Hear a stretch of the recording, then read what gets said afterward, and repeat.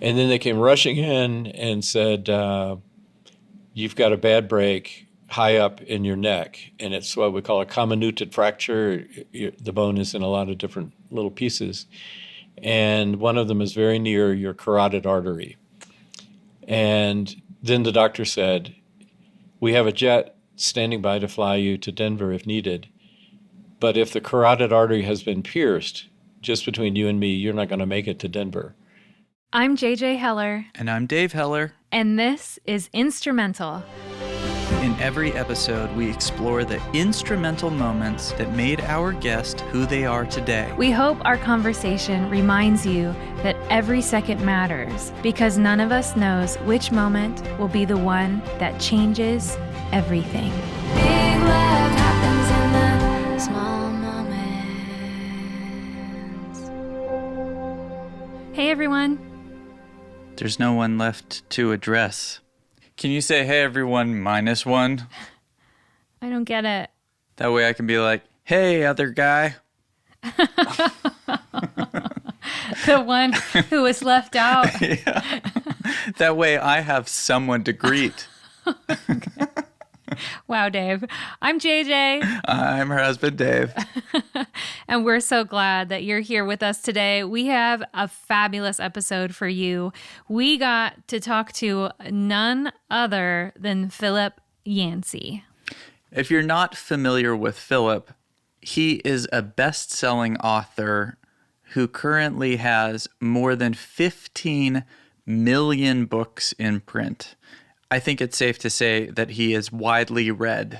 That's right. He might be best known for his book, The Jesus I Never Knew, and What's So Amazing About Grace. And what's really cool, Dave, is when I was in college, we actually, for one of my theology classes, I read The Jesus I Never Knew as a textbook. And I remember it being one of my favorites. It was a highlight. It was. It was so wonderful for me to read, even as a kid growing up in the church, because there were all of these historical insights about Jesus that I never knew. It was amazing. His book lived up to its title. It certainly did. And our conversation with him today is such a delight. Philip actually just released a brand new book this Tuesday. Yep. And it's called Where the Light Fell. And unlike so many of his other books that are largely theological or what he calls idea books, this is actually a memoir. Yeah, it's a book about what made him who he is. I've been reading it, and he has lived quite a life. And he's an amazing storyteller. Well, I certainly considered it a privilege to be able to talk to Philip. And I feel like he has a very valuable voice because he's largely written books for skeptics of Christianity based on his own skepticism. But hearing his story really shed a lot of light on how he maintained his faith through so many different challenges that he faced. Our conversation with Philip starts at the beginning of his professional writing career.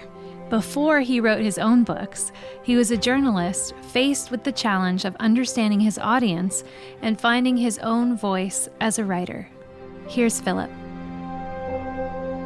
I was in the Wheaton College Graduate School, and here's a magazine called Campus Life, and I said, if you're going to have that title for your magazine, you need somebody on a campus somewhere, right? And they finally agreed and let me start writing articles. Magazines can have a large reach, but they usually have a pretty small staff. We had about 10 core people. We wrote everything ourselves practically, but we didn't want it to look like that, so we all had 2 or 3 pseudonyms. What, do you remember yours? Yeah, well, mine was Marshall Norfolk. My brother's name is Marshall, and Norfolk is similar to my wife's maiden name. So, and I had a couple of others along the way. There were only 4 of us who were doing all of the writing practically. And then a couple of them got a little too close, kind of had an affair and resigned from the staff. And suddenly, in my early 20s, I'm in charge of this whole magazine editorially. And I remember working all day, Thanksgiving Day, all day Christmas, just trying to get on top of this thing, to learn it. What I took away from campus life was that the writer is not in charge, the reader is in charge.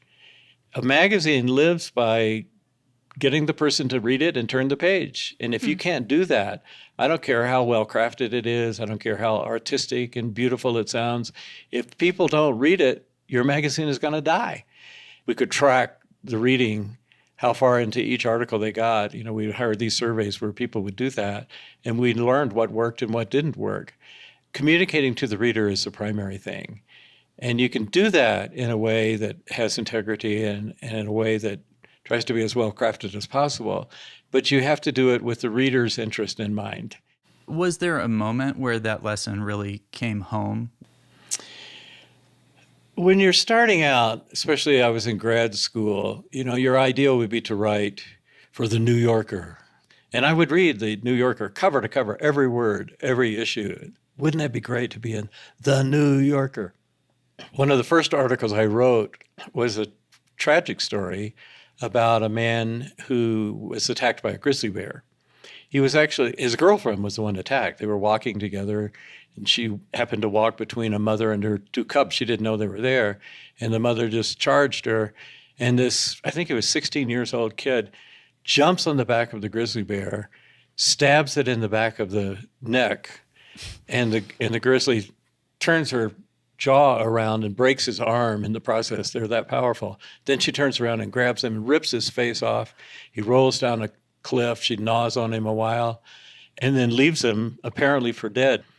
And the girlfriend, of course, traumatized, runs back, takes 45 minutes for other people to get there. And amazingly, the guy survives. And even more amazingly, she marries him. And they lived happily ever after. He got some award from Queen Elizabeth for bravest person in the Commonwealth or something like that. And I met him in Vancouver, Canada, and I remember asking him, now when I get off the plane, how will I know you? And he just laughed and said, oh, you'll know. Because he had like 35 surgeries on his face. Well, on a lark, I sent that to Reader's Digest magazine. Now, I was doing a few freelance things along the side, and they would usually pay like $60. $60 was good money. And suddenly, Reader's Digest came along. They said, we like this article. We'd like to buy it from you. Would $2,500 be okay? Whoa! And I started writing. They had a column back then called Drama in Real Life. I read it as a kid. Did you? Yes. Yes. Well, I wrote a number of those, and then later I wrote an article with Billy Graham in the Reader's Digest. And we kind of scorned Reader's Digest. They've got a fifth grade reading level of vocabulary. Yeah, I was the target market. They're reaching tens of millions of people. And I realized, here's a platform. And you snob, you're probably never going to write for the New Yorker. So here's an avenue, and do the very best you can and learn from the process. So that was really what got through to me, to get off your high horse and communicate in the way that evidently you're able to do, and work on the other highfalutin stuff later. Were you still working for Campus Life magazine when the Reader's Digest thing came along? I was. I think I have 6 or 7 articles that were published first in Campus Life, and then I adapted them to Reader's Digest. And I started doing that a lot. I would write articles for the Reformed Journal. It was one of these black and white. They looked like it was Xeroxed, magazines, but it had a good reputation. It published articles that I liked. And I learned, you write this way for the Reformed Journal, you write this way for Christianity Today, and another way for Campus Life, and another way for Reader's Digest. And you can't rank them and say which is better. The question is which is most effective in reaching that particular readership. And in doing that, again, I learned the reader is in charge. The reader is in charge. So first, get to know the reader and communicate in the way that they will respond to.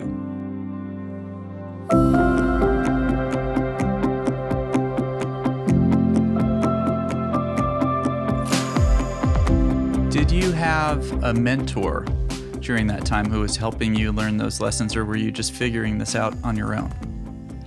I did have a wonderful mentor. His name was Harold Myra. He was the publisher of Campus Life at the time. Wonderful, gentle man. And when I was a reporter, just kind of learning to write, he would call me in and he would always say, Philip, this article is about 80% of the way there. And I would kind of lean back and smile. And I learned what he was really saying is, this is a pile of trash, start all over. But he had this style. He would look for one thing, this is an excellent title. And then he would tell me everything that was wrong with the article, line by line. And it was so frustrating because when I started, I thought, when you write it, that's it. And now I spend way more than twice as much time, probably 4 times as much time going over my material, editing my own material, even before I show it to other people. That's really what separates good writing. There are a few people who can just do a first draft. I hear stories about G.K. Chesterton, who's a great writer, and he would dictate and not change anything. I have no idea. It's an entirely different mind at work. But in my case, the first draft I call a guilt-free draft. Just get it out no matter how bad it sounds. And then tomorrow you can clean it up. And the next day, and the next day. And that's what I do. I spend far more time cleaning it up, finding better ways to express it, cutting out the dog legs, and just polishing what started as a pile of trash. At the same time, I had a spiritual mentor. My own faith was pretty shaky. I've written this memoir, Where the Light Falls, that tell about the fundamentalist background I grew up in, the racist, angry, very narrow faith. I gradually learned the church lied to me about some of these things, certainly about the racial issues. It was an overtly racist church. And it was shocking to me to find out they were wrong. And if they were wrong about that, maybe they're wrong about the Bible. Maybe they're wrong about Jesus. And so now I'm part of a Christian magazine, and I don't know what I believe. And another mentor came into my life. When I wrote my first book, Where is God When It Hurts, I met Dr. Paul Brand. Paul Brand was the most accomplished and brilliant person I've known up close. And I've interviewed a lot of people. I've known a lot of impressive people. He was actually offered head of orthopedics at Oxford University and at Stanford University and a lot of other places as well. He was a renowned surgeon, very innovative and creative, and he turned those down to work among the lowliest people on the entire planet.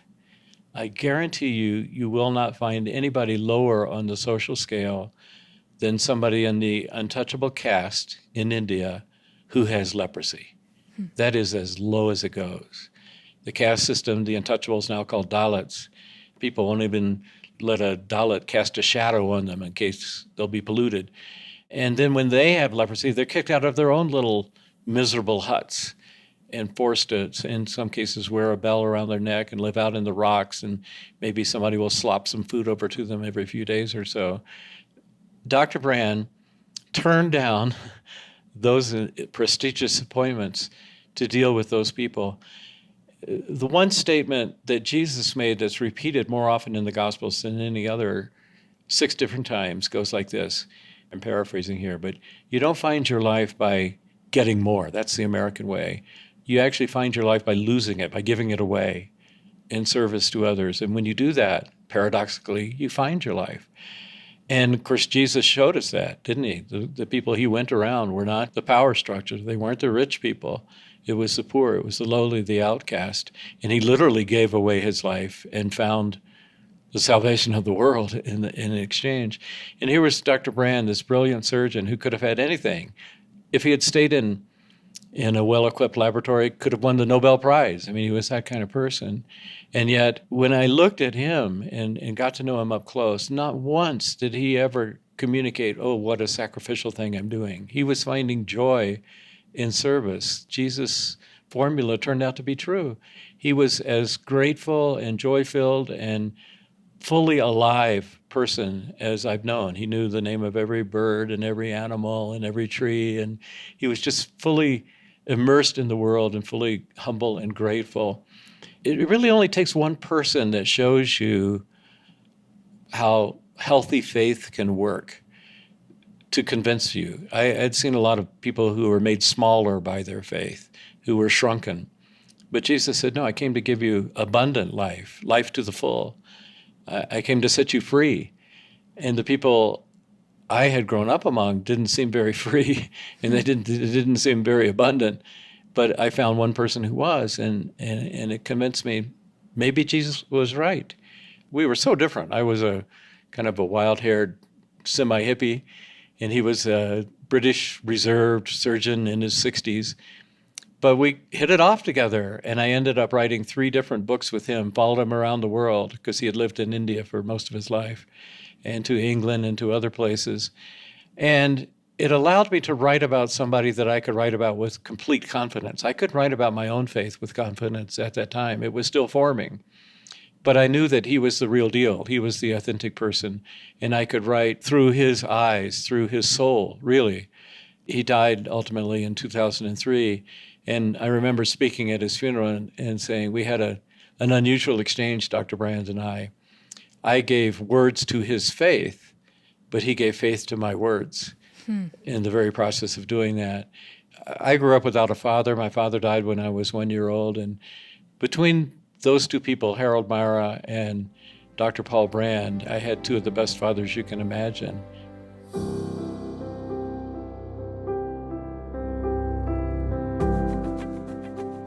I loved the magazine. I loved the people there. I had hired most of them. We were very close-knit. It was our community. I had started writing books by then. My first book was in 1976, Where Is God When It Hurts? And then I immediately picked up another one with Dr. Brand, and then another one.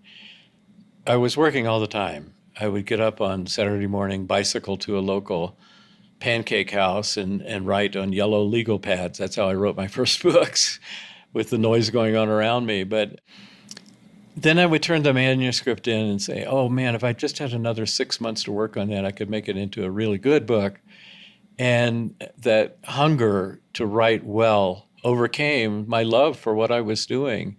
And so I made a major move. This was in 1980, to leave the magazine, even though I loved what I was doing, was very fulfilled, and try to branch out on my own. It was risky. We knew we needed to create a little distance. I was in the suburbs of Chicago, about 30 miles from downtown.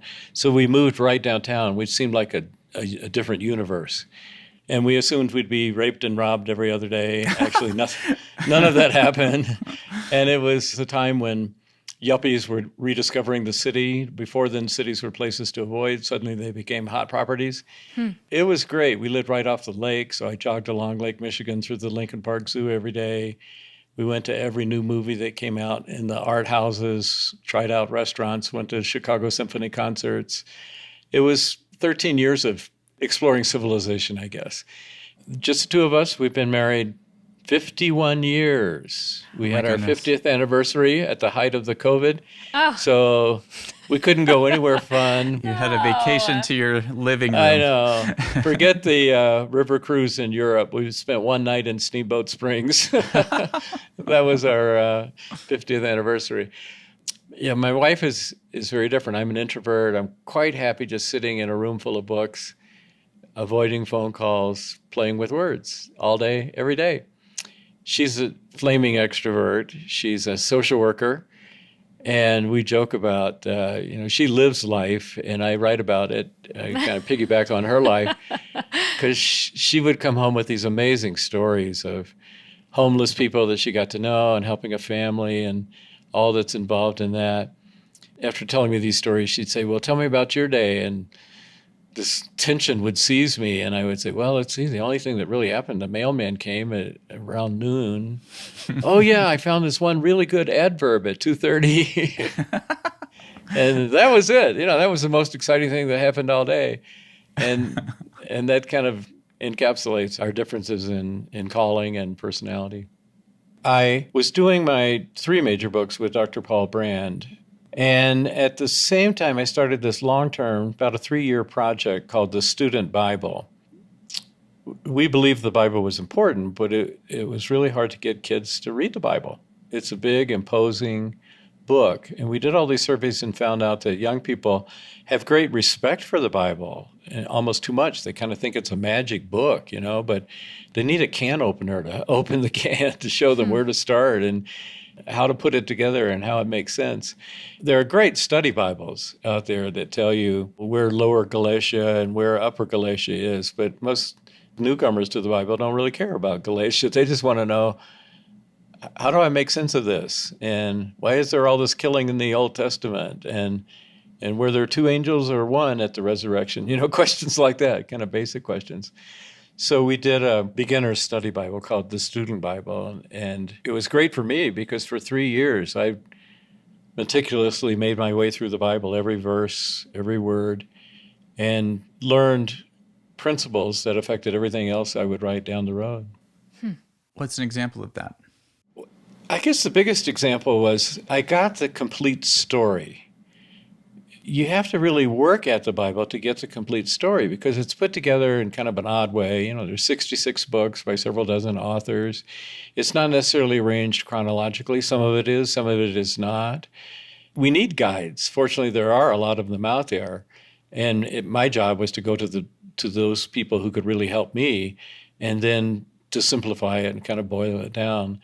But by the time I finished, I had an overall picture. I see the Bible kind of like a 3-act play.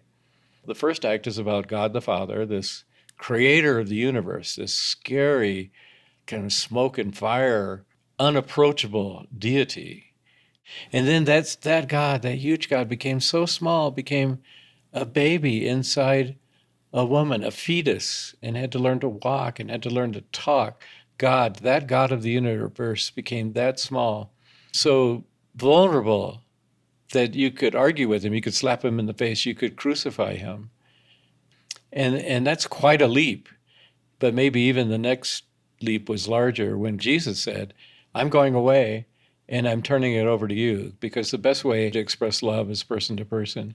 And I just got that kind of 3-act play ground in. If you only have act 1, you got all these various problems. How do I have a personal relationship with this scary smoke and thunders God? If you only have act 2, Jesus is the center of history, but he didn't do anything for North America. He didn't do anything for China. He didn't do anything for Europe. And that was his plan, because he wanted us to be the body of Christ, to represent God, to prove to the rest of the world what God is like. And that's the church. And sometimes we do it well, and sometimes we do it terribly. That's kind of my story, because I grew up in one of those churches that didn't really express who God is. And I've been trying to recover that for myself ever since.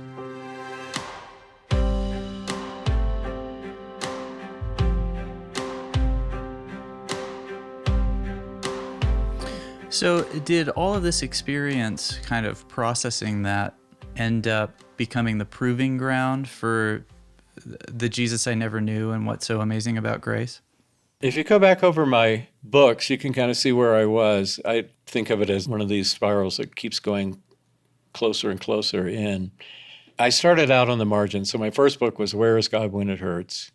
Second book was Disappointment with God. Then books like Church, Why Bother?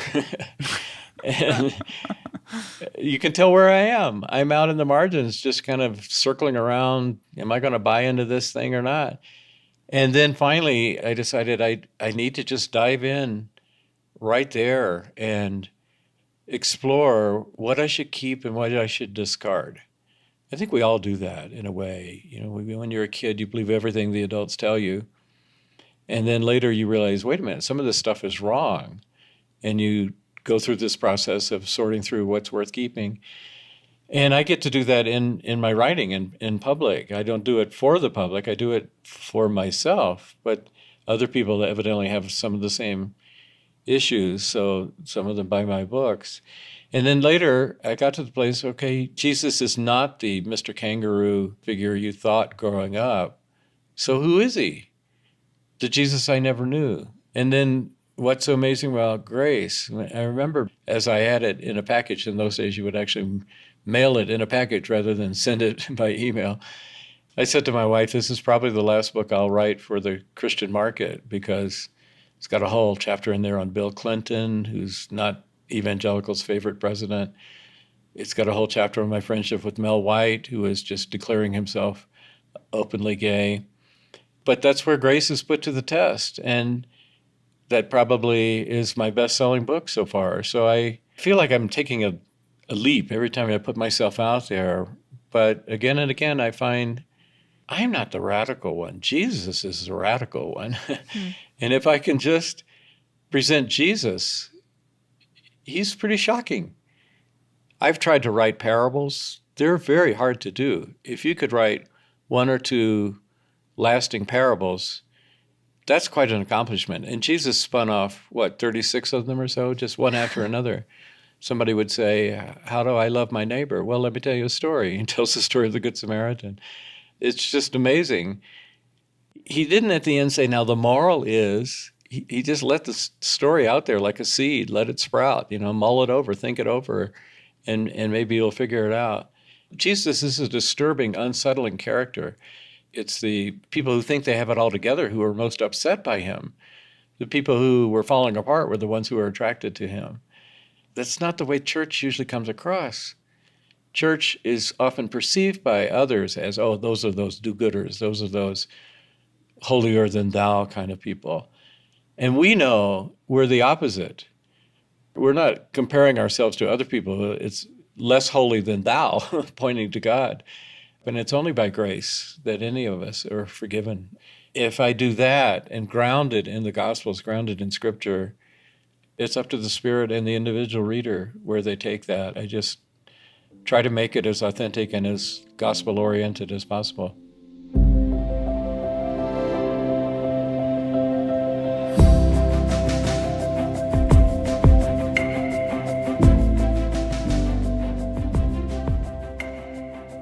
After a while, the calendar got so clogged, so many people would come by Chicago, I thought, we got to go somewhere where we don't know anybody. So we did. We didn't know a single person in Denver. We're in a community where there are more animals than people, literally. We've been here 32 years now. People were doing a biography of Billy Graham, and it had been through several different writers, and it was just a mess. It was like 900 single-space pages, and a book by committee. And I had done a couple of articles with him, one for Reader's Digest and some for Christianity Today. So they called me to New York and said, first, read these 900 pages and tell us what you would do if we hired you to write this book. So I spent several months. I went down to North Carolina and where his home was and met with him and spent time in the library researching. And I decided that there was one book that Billy Graham and only Billy Graham could tell. He knew every leader in the world. And if you get him talking, he could tell you stories that would just blow you away. He told me one story about he was in India with Indira Gandhi, and a monsoon hit the east coast of India. And she said, I've got to go check this out. Would you come with me, Dr. Graham? He said, sure. So they get into a jet helicopter and they fly. And he sees this beautiful scene as they approach the coast. You've got the waves crashing ashore, and the sun was shining now. The monsoon had passed. And it was like an entire forest was carpeted with beautiful cloth of all these brilliant colors. And then he found out those were the saris of people who had been killed. And their saris were ripped off of them, and they were caught on the trees. He could sit there and tell story after story like that. So I said, forget these 900 pages. Billy Graham is interested in crediting his third grade Sunday school teacher and his piano teacher and everybody who's ever given him money. And that's what this book is. But he's got a book for the ages. Do something like John Kennedy's Profiles in Courage. Just pick 10 or 12 scenes from his life and build the book around those scenes. And I thought I made a powerful case. I thought I was completely right. But then there's the Billy Graham Association, and they went back and discussed it and said, well, we've got to remember his third grade piano teacher and all these donors, and we got to tell where he went to school and who his friends were. And they had a different idea for the book. So after months of work, they said, sorry, thank you for your time. And I had nothing to write. We just moved to Colorado. My calendar was completely blank. And I thought, well, you were already ramped up to write the biography of a famous person, Billy Graham. Why don't you pick an even more famous person, Jesus? And I went to the library, Denver Seminary Library, and they've got not just shelves, bookcases full of books on Jesus. And I thought, who needs another book on Jesus? There were like 65,000 books on Jesus, I found out. But I didn't want one of those kind of books. I wanted my book, just trying to figure out who is this guy, not as a theologian, not as a pastor, but as a journalist. If I was there, if I had a chance to interview Jesus and observe him, follow him around, what would I come up with? I had not planned for years to write a book about Jesus, but I was in this place where I had this one biography yanked out from me and picked up Jesus almost as a plan B. How did that pitch go over with your publisher? What I have learned is to not talk to my publisher until the book is at least half written. Because what I think the book is going to be and what it ends up being are two entirely different things. So I told them that I was writing a book based on some of my teaching, but I didn't really send them anything until I had half of it written. I'm sure they too thought, who needs another book on Jesus? And when I would talk to people about it, they would just kind of look at me and say, okay, if that's what you think. But I could tell, they weren't thinking, I got to buy that one right away. You just never know. I cannot predict at all which ones will hit a chord and which ones won't. It's almost the reverse. The ones that I'm most skeptical of do the best, and the ones that I really love do the worst. The great thing about being a freelancer is, you go to the next project and try to forget the last one. What was the working title for The Jesus I Never Knew? It was The Jesus I Never Knew from the beginning. Most of my books stick with something like the same title. It implies two things. First, the Jesus I know now is not the Jesus I was taught. It's kind of implicit in that, the Jesus I never knew. And then it also leaves open, well, then, who is the Jesus you came to know? And that's where I was. And I didn't know the answer to that until I started writing the book. But that was my kind of mission statement.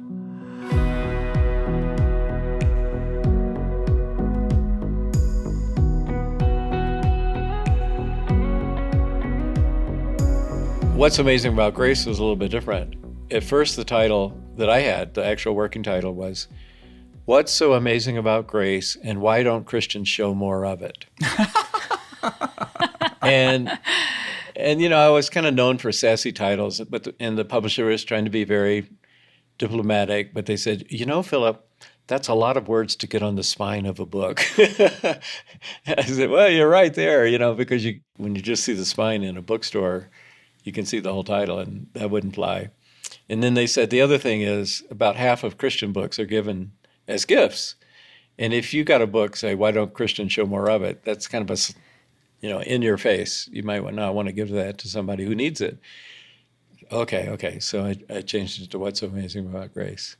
And when does the idea come like, I could write this book, What's So Amazing About Grace? I had just written the book on Jesus.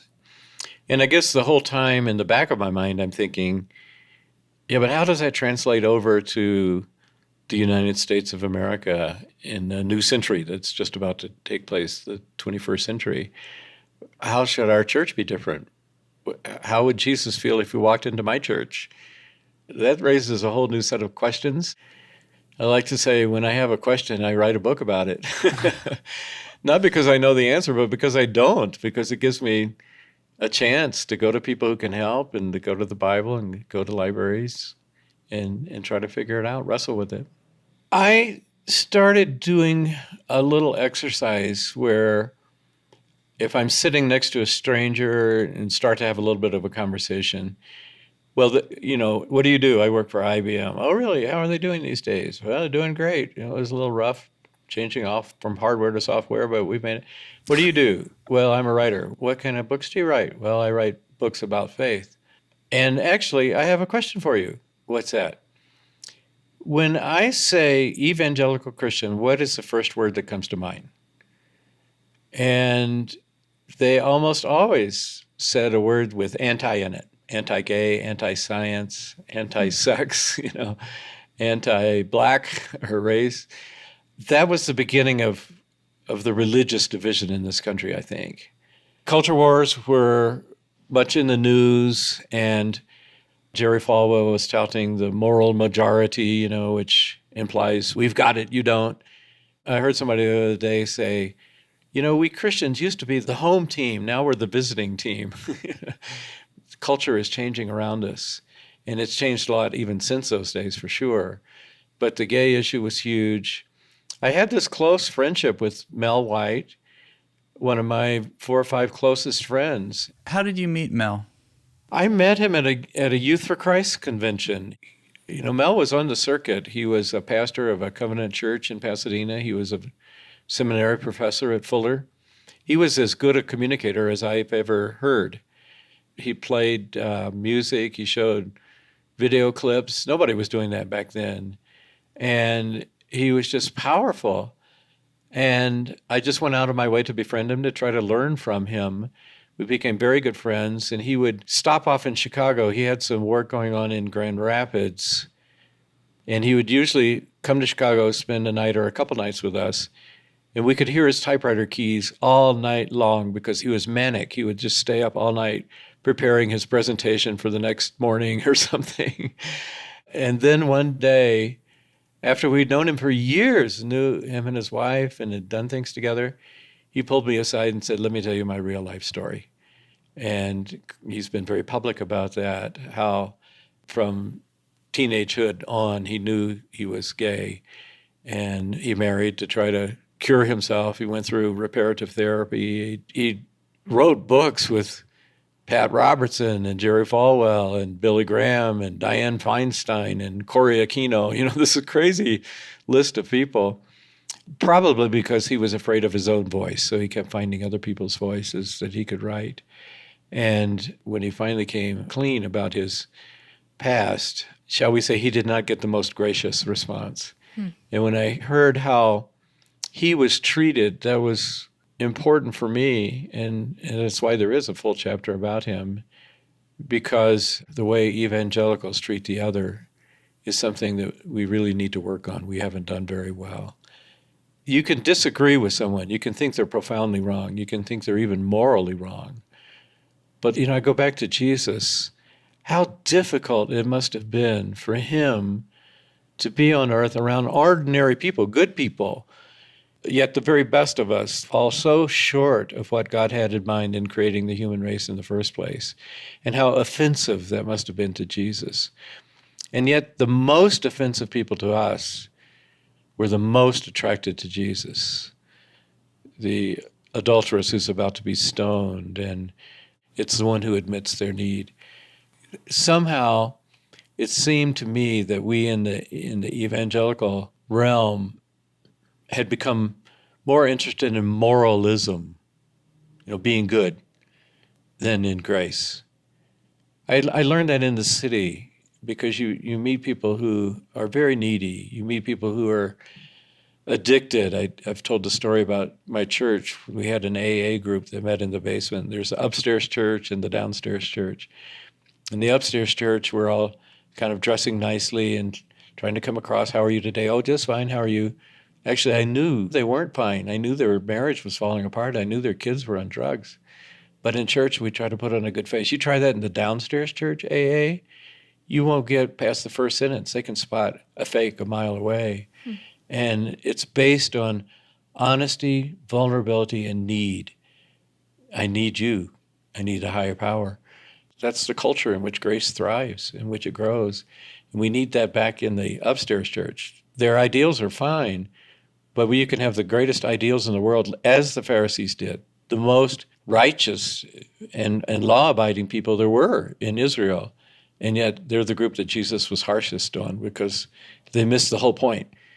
You're not loved by God because of things that you do. You're loved by God because of who God is.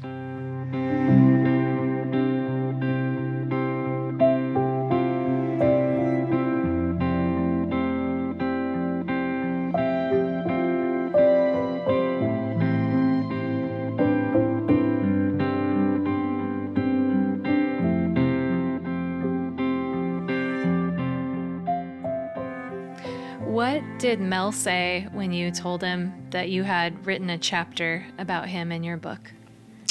Interesting story.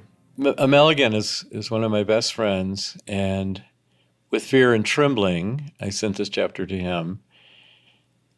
He came back to me and said, Philip, when you wrote this chapter, you made yourself look like this compassionate person who reaches out with grace to this vile sinner, your friend.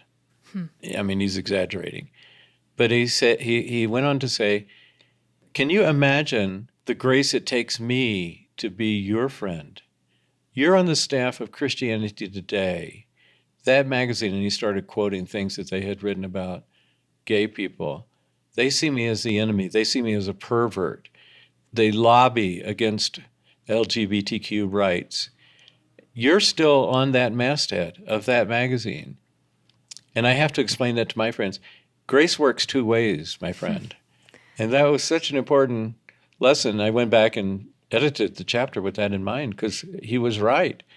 And it's so easy for us to fall into that superiority thing. Genuine humility is tough. It's rare. It's really rare. We want to look better than other people. We just do.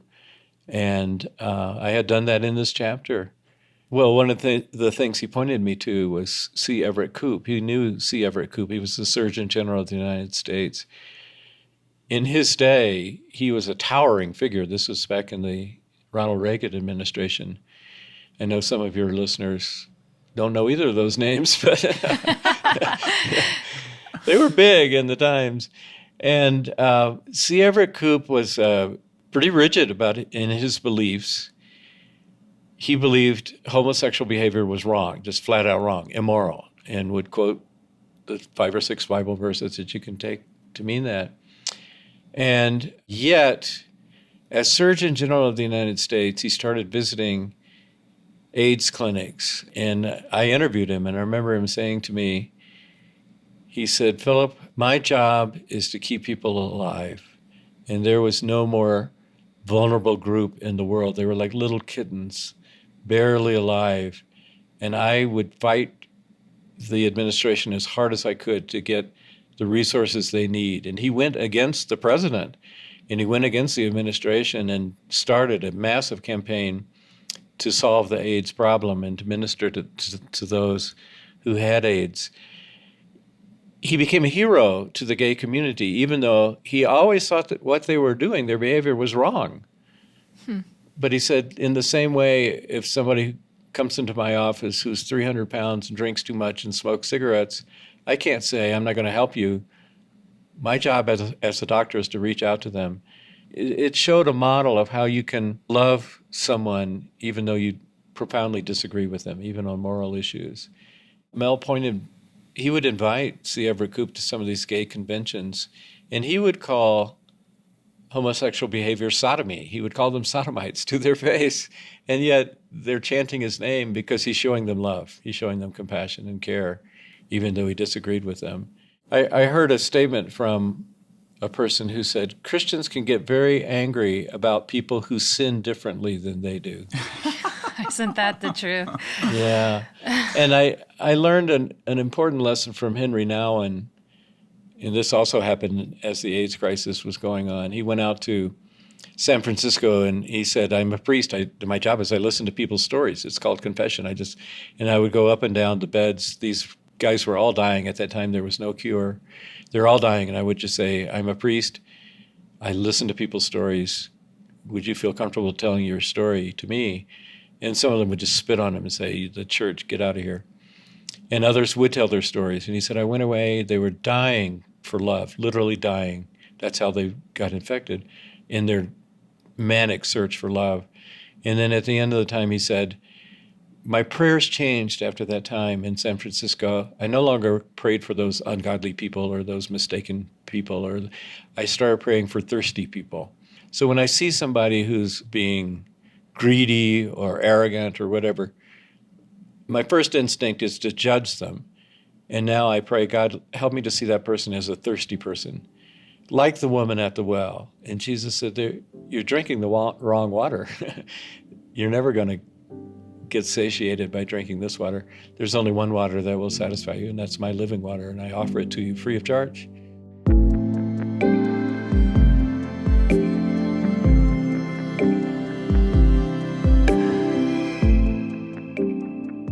There was a major work that I spent a good bit of time on, and that was a book on prayer. Prayer, does it make any difference?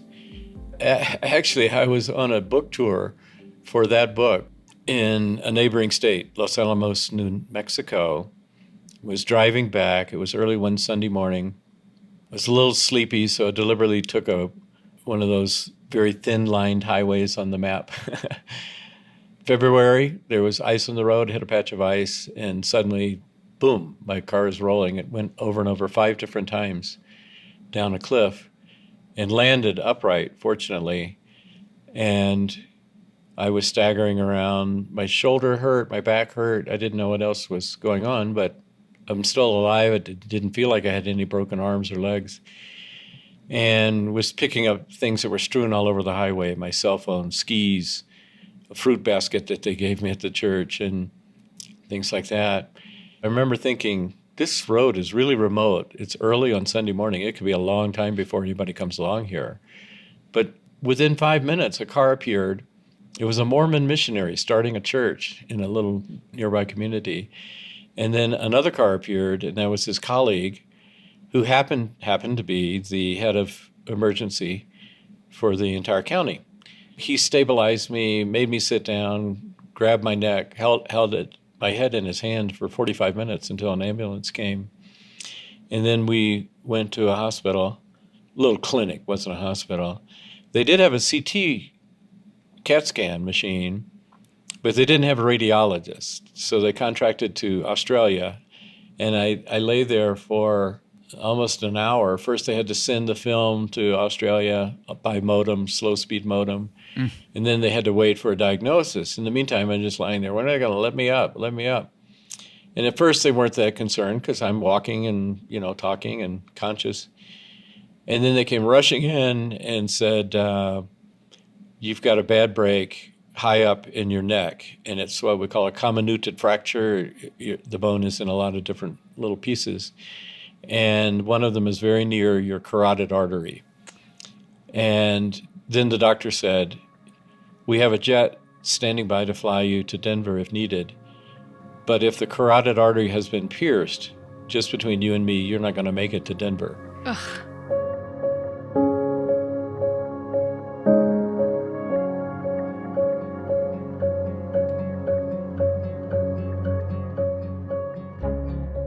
We're going to do the CT scan with a radium barium or something that shows where the break is. As soon as we do that, when you come out, I want you to call people you love on your cell phone and tell them goodbye, just in case. So, I went from, driving to a wedding that morning to lying there thinking, this could be it. You get delivered that news. Yeah. And what's the first thing that goes through your mind? The first thing was, we have this thing in Colorado called climbing 14ers. There are 14,000-foot mountains, and there are 54 of them. Some say 58, depending on how you count them. But I took the official Colorado Mountain Club record of 54. And my wife and I were trying to climb them all. And by that point, 2007, I had climbed 51 of them. And my very first thought was, I can't die yet. I've got 3 left. Priorities. That really was. And then more sober thoughts came through. And I ended up being strapped down, literally strapped down on a backboard with my head made immobile for 7 hours that day. And so I'm thinking, okay, this may be your last day on Earth. You know your life. What's worth thinking about? And I came up with 3 questions that are worth thinking about. One was, who do I love? So when he said, call the people you love and tell them goodbye, who's on that list? It was a pretty small list, actually. Who was on that list? Well, of course, close family members and then a few friends. So, maybe 8 people or something. I'm sure I love more, but when... Do you remember one of those phone calls? Sure, I called my wife first, and she was at a fitness center. She got up early to go work out, and she's on a bicycle, and they paged her name. And as soon as they did, because I tend to take risks, she thought, now what has Philip done? At that point, it was the doctor. Actually, it was not even me, the first. And then I called her shortly after that. And it was so moving because already she was planning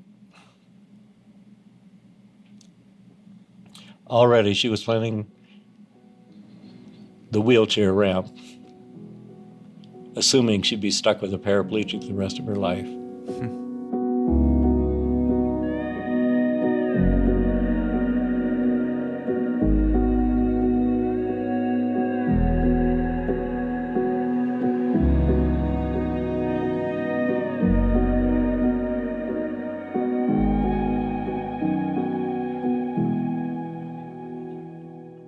And as I lay there, I had always expected that even though I think I've recovered pretty well from fundamentalism, the hellfire and brimstone, the fear-based, shame-based religion, where I went to a church that had maybe 120 people. They'd all gone forward to confess their sins, receive Jesus multiple times, and yet we heard the same sermon every Sunday. You miserable bunch of depraved people, you got to come forward once again. You got to confess more sins. That was the message we got. And when the barn across from the church caught fire, immediately after the firemen put it out, we filed back into the church and we hear a sermon on the fires of hell are 7 times hotter than what you just felt, And I kept thinking, when I really face death, I'm going to smell that fire again. As much as I've written books about grace by now, and as much as I have come to know a God of mercy and compassion and love, that childhood stuff is so deep it's going to come surging back. But it didn't. It did not. I felt safe. I felt protected. I felt I've lived a good life. And I have seen much in the world. I've experienced much of beauty. I've touched transcendence. I've experienced love. If I go now, I have no deep regrets. So the 3 questions I came up with: who do I love? What have I done with my life? And am I ready for whatever is next? What have I done with my life? There was one unanswered point there, and that is, I haven't really told my story. My books are all idea books. They're one topic at a time: Jesus, prayer, grace, whatever. And I'd sprinkle in little stories of Martin Luther King or my own past, but I haven't told my story. And so I think it was actually right then, strapped to a backboard, I decided, if I survive, the one book I really want to write is a memoir, and that's the one that we're talking about just now, Where the Light Fell. And frankly, I'm glad I wrote it after I'd written the idea books. Some people are going to read it and be shocked at some of the things in it. And I'm just trying to tell the story, but it's kind of a prequel to the books I would later write, the idea books. And we can't really separate our beliefs from our experience and who we are and how we were raised and all that. They're all tied together. They make us who we are. And just now, I'm 71 years old, just now am I getting that kind of backward-looking view that sees how the different threads come together. When you write a memoir, that's what you do. You go back and review. I call it a verbal selfie, because you're the only one in the foreground, but the background characters really have an impact, and the church, of course, is part of that, definitely in my case. The 3rd question, am I ready for whatever is next? That's when I really decided, I am ready. If I can just get those last 3 14ers done, I'll be ready.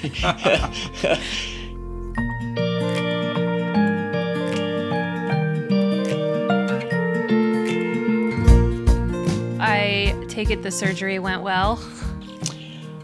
I was actually obedient enough. I didn't have to have surgery. I went around in that neck brace for 12 weeks. I didn't drive. I didn't do anything scary. And the bones did not grow back quite the way they should have. And they told me we can either do the surgery now or you can wait till you're 80 and you have bad arthritis and you just have to have it. And I said, I'll wait. The more I read about it, the more I thought, I'll just wait till I'm 80. I may not make it anyway. Have you made those last 3 hikes?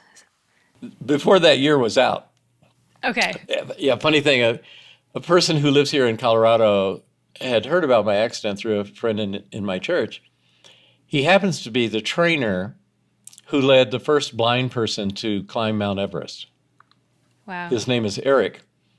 And he let it be known if Philip wants any help on those last 14 years, I'll be glad to guide him up. And I thought, if he can get a blind guy up Mount Everest, he can get me up any mountain in Colorado. So we did. By the end of that summer, they were done. Are there any memorable moments from those last 3 climbs? Yes. Of course, you save the hardest ones till the end, right? And well, there are 2, North Maroon and South Maroon, right next to each other near Aspen. Beautiful mountains until you try to climb them. And they're made up with rotten rock, so it often gives way. And people die every year practically on those mountains. But he's a great guide, and I trusted him completely. And I remember going up one of these gullies where you had to test every rock, and then you'd move one foot and test every rock, and you move your hand. It took us probably 45 minutes to go up, maybe 100 feet at most.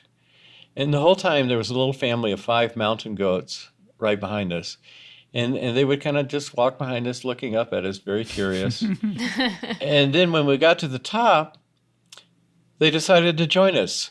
So in about 30 seconds, scamper, scamper, scamper, scamper, scamper, they went up this path that took us 45 minutes and then stood next to us, and we bowed to them. It's your mountain. You can have it. What was it like to summit the final mountain?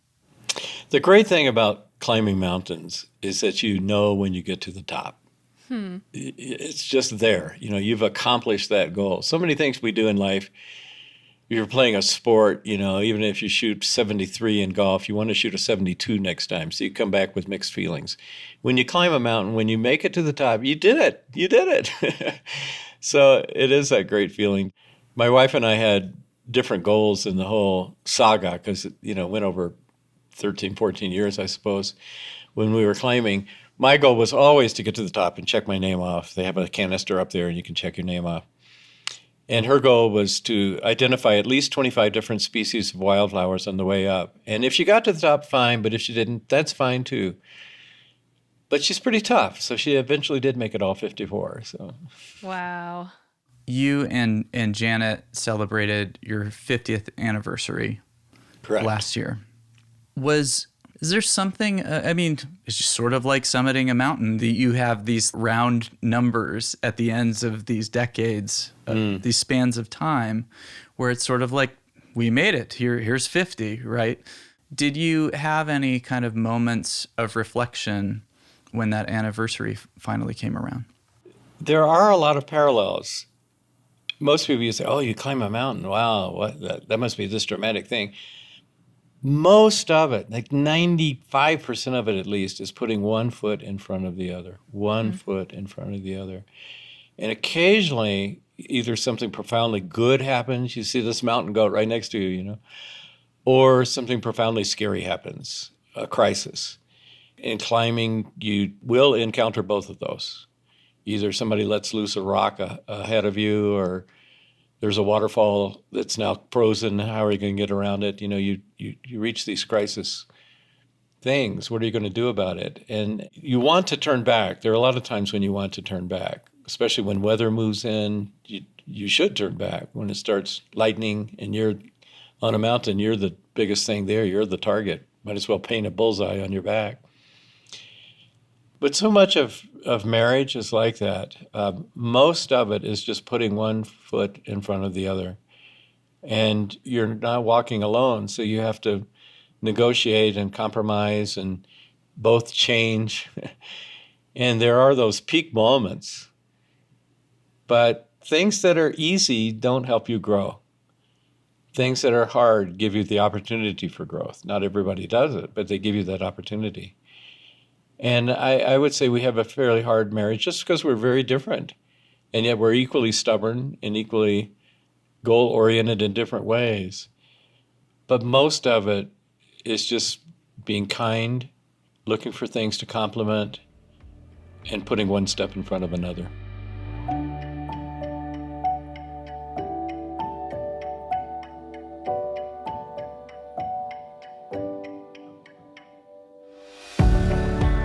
Let's rewind back in time to 1968 and your story of your dorm room conversion experience. Can you tell us what led to that circumstance? I wasn't expecting it and I wasn't planning it. It just came out of the blue. I had been reared in this very hyper-religious environment, with my mother being a full-time Bible teacher and then going to church 4 or 5 times a week. And then we lived all through high school in a trailer, 8 by 48-foot trailer, on the grounds of a fundamentalist church. I mean, we could never get away from church. When I went home, it was church. Then I ended up at a Bible college, of all things. And for a few weeks, really, I tried to play that card, be spiritual, give testimonies, pray, get noticed, get brownie points. And then I just got sick of it, and I became increasingly cynical. At the same time, my brother was going a different direction. His life was falling apart and spiraling downward into mental illness and drugs and other things. I was pretty hardened. I worked very hard in high school to have a hard shell that people couldn't get to me, partly because of this fear-based religion. And found myself, we were required to do this Christian service. In the Christian service, I was equally cynical about that. I would go to a university supposedly to evangelize people, and I would mostly sit in student lounges and watch TV. We didn't have TVs at the Bible college. And then we get back together and have a prayer meeting about what we had done. And my 3 friends would all take turns praying, and then they'd wait for me, and then I wouldn't pray, and then they would close. Well, this one time, without any planning, I had no thought of it whatsoever. I just started to pray, and I said, God, I don't care if all those people go to hell. I don't even care if I go to hell. I don't even know if there is a hell. And that was pretty tense in that room. You say that in a Bible college environment. Yeah. And you expect lightning to fall out of the sky. And then I started praying for the first time in a long time and had a kind of vision. It was a vision of the Good Samaritan, but in a very different way than I think Jesus intended when he told that story. When people tell conversion stories, it's easy to start embellishing, and I tried to be as pared down and precise as possible to tell what happened, because it was not something that I manipulated. In fact, it was the first thing in my life, really, that happened to me that I hadn't had any agency in. This vision descended on me. And I almost hate to talk about it because people will say, well, I didn't have one of those. Yeah, I know. And I didn't expect one either. But it actually happened. And when you've had something like that, I've gone to Muslim countries and I've listened to these Muslim background believers talk about having visions of Jesus. And I kind of had one of those. I saw, it was kind of the reverse of the Good Samaritan, where normally you see this nice, gentle Samaritan reaching down to this Jewish person lying in a ditch who's been victim of a robbery. And the characters flipped. I saw myself, instead of this sophisticated, arrogant person who thought he had all the answers, reaching down, helping other people, like the people at the university that we were supposed to be evangelizing. But I saw myself as the one in the ditch, that I was the neediest one of all. And every time God, particularly, was reaching down to help me, I would spit in his face. And it was that twist. I guess it was that awareness of not only my need, but that God loved me anyhow. Nobody else on that campus loved me. They thought I was the campus apostate and treated me like one. Rightly so, I was. But to be loved by a God who loves those kinds of people. I went back in my mind later in the Bible, and he picks the most unlikely people. Jacob the cheat, not Esau, his brother. David the runt, not his more impressive family members. Peter, who denied Jesus. These are the people that God chose. God is about redeeming. God is about perfecting. God is about taking the mess of humanity and somehow out of it creating good. And somehow all that came together for me. And I guess I first saw God not as the one trying to crush me, which I had already believed, but rather the one trying to restore me. So it was a true conversion experience. I didn't go in that room thinking, oh, I want to be a Christian. I went in that room thinking, I am so sick of all these Christians around here. and yet and yet God met me anyhow. And so that's why in my writing, I have a heart for those people on the margins. You know, somebody told me the other day, he figures there are 25 to 30 million ex-evangelicals, people who are raised in that culture, that subculture, and have been turned off by something in the church, maybe the way they were treated or the rigidity or some policy. And yet they still have a wistfulness about, wouldn't it be something to have a personal relationship with God? You know, that's the promise of evangelicalism. Wouldn't that be something? And I'd like to meet those people. You don't have to go with this prescribed regimen that people tell you. God is full of surprises. You just have to trust that God cares the most about your welfare of anybody in the world. And God wants you to be the person that God created you to be. I would like to speak to that kind of nostalgia, that wistfulness, because for me, it's not wistful and nostalgia. It's a bedrock truth. I really believe it and have experienced it and do in my own life.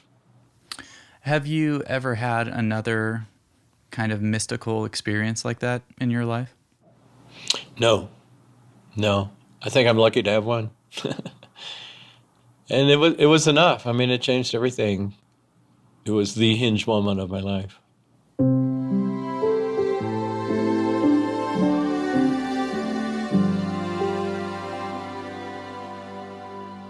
What do you think you would be doing?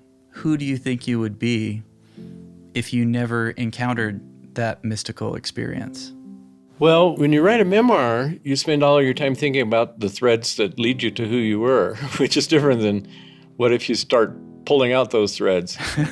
It's hard to imagine those threads all work together so well. The title of the book, Where the Light Fell, is actually a quote from St. Augustine, who said, I couldn't look at the sun directly, so I looked on the places where the light fell. That's my story. I couldn't look on the sun directly. It had scorched me. The things that brought me back to God were not a Billy Graham tract. They weren't the Romans Road. They weren't any of those things. I was fed up to hear were those. It was three things: the beauties of nature, classical music, and then romantic love. Those three things. And I always like to quote something that G.K. Chesterton said. He said, the worst moment for an atheist is when he feels a profound sense of gratitude and has no one to thank. And so I started being ready to know this new God, but I didn't know how. And then I had this vision. So God showed me. The church had lied to me about God. They had misrepresented God. Early on, I felt mostly fear. And when I look back now, I feel gratitude to have spent my life exploring the kind of questions that I would want to explore for myself anyway, and being able to make a living at it. You know, what a great blessing. Few people can do that.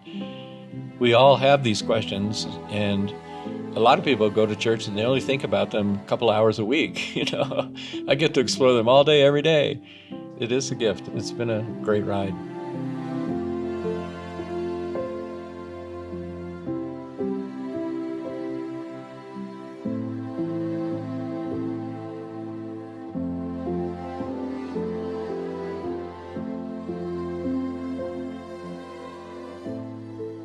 And I, for one, am so thankful that he's written all of these amazing, insightful books.